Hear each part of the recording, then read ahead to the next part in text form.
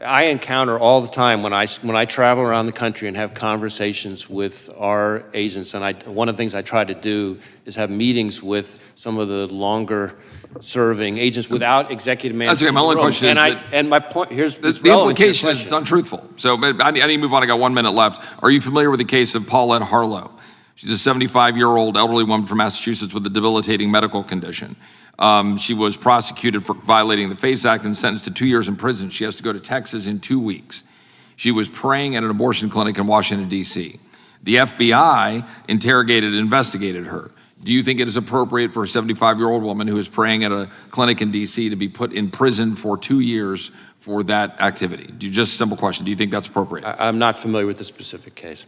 You're not familiar with that case. It's been significantly in the headlines, but you don't know how to comment on that case, that it's appropriate for a 75-year-old woman to be put in prison for 2 years for praying at a clinic. Again, since I'm not familiar with the case, I don't want to start weighing in because I don't know all the facts. But what I can tell you is that when it comes to FACE Act enforcement and abortion-related violent extremism, I think one of the things that gets lost, and I appreciate the opportunity to clarify it, is that really since the Dobbs decision, actually, more of our abortion-related violent extremism investigations have focused on violence against pro-life facilities, as opposed to the other way around. And we've had a number of investigations. We're using FACE Act resources and our JTTFs. We're still waiting on responses on letters that we've sent indicating the data to the contrary, that there's been significant amount of efforts in targeting of people who are pro-lifers who go to clinics, and that they've been prosecuted, like this case, a 75-year-old woman who is now going to jail in Texas for 2 years because she was praying at a clinic in Washington, D.C.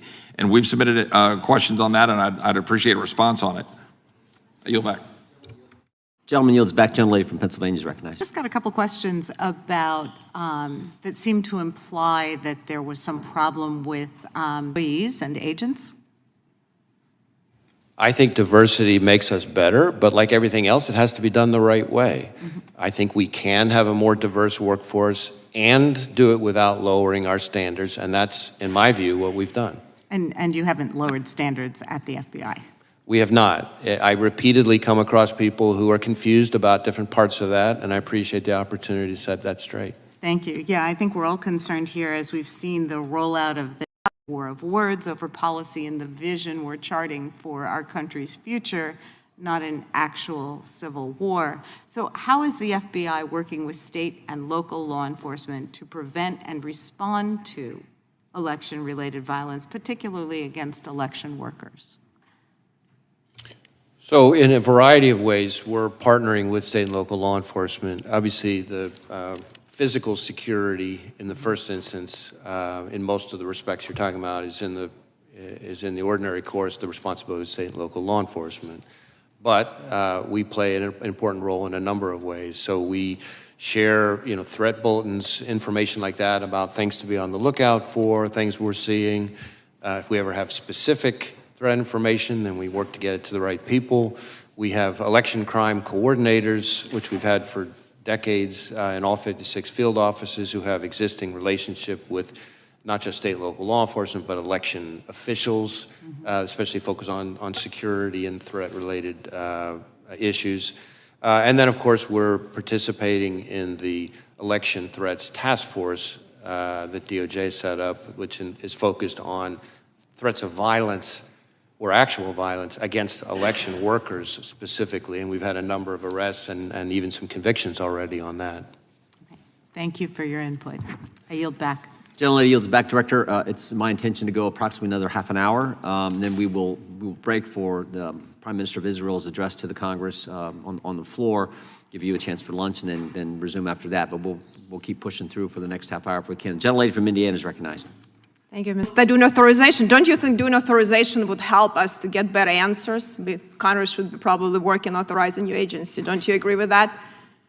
We work very hard to try to get information to this committee and to other committees. But authorizing spending probably would be a good thing for us to do. Don't you agree? Oh, I'm sorry, authorizing what? Our spending, not just doing appropriating, but actually doing authorization of spending through this committee. Yes. Okay, thank you. We might start doing that.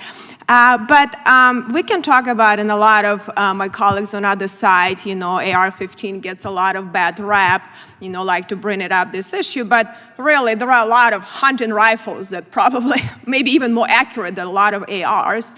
And don't you agree, we have like millions, right? Don't you agree, we have millions of rifles owned by law-abiding Americans.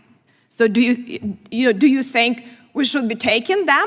Millions of rifles from law-abiding Americans?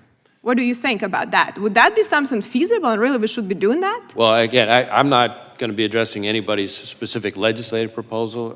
From our perspective, from the FBI's perspective, the concern is any dangerous weapon in the wrong hands. But all weapons in the are hands dangerous. of the wrong person. But all weapons are dangerous, right? I'm sorry? All weapons are dangerous. Knives are dangerous, Sure. you know, explosive are dangerous. There are a lot of weapons are by their very Yeah, but are we going to be definition dangerous. confiscating, you know, hunting rifles and rifles for millions of Americans? Do you think it's even feasible to do something like that from law-abiding citizens? It's not something I'm advocating. Okay, well, thank you. I appreciate that. So we have to go back. That was a catastrophic failure of security. That's what's happened, you know, recently with attempted assassination. Don't you agree with that? Well, I think former Director Cheadle has already publicly acknowledged that it was, I think her words were, a significant operational failure. Then we had